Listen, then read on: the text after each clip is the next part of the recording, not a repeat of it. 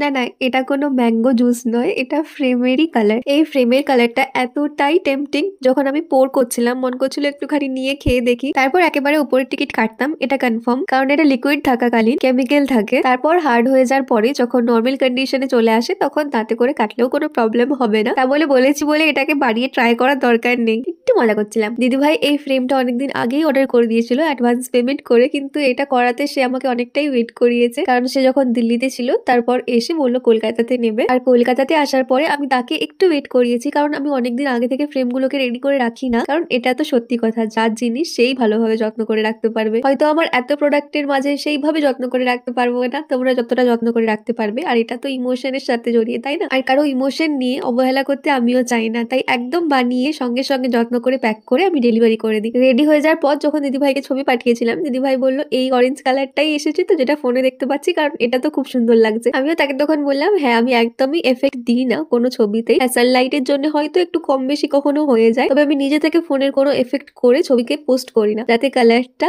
আর জিনিসটা এক্সাক্ট সেমই থাকে। আর অনেকে কিন্তু আমাকে এটাও বলে হাতে পেয়ে যাওয়ার পরে আরো বেশি সুন্দর লাগে। দিদিভাইও জানিয়েছে তার খুব পছন্দ হয়েছে, ছবি তুলেও আমাকে পাঠিয়েছিল। ভিডিওটা এতক্ষণ দেখার জন্য থ্যাংক ইউ। যদি তোমরাও চাও নিজেদের স্পেশাল মেমোরিগুলোকে এইভাবে ফ্রেমের মধ্যে প্রিজার্ভ করে রাখতে, তাহলে আমার সাথে একটা কন্ট্যাক্ট করে নাও।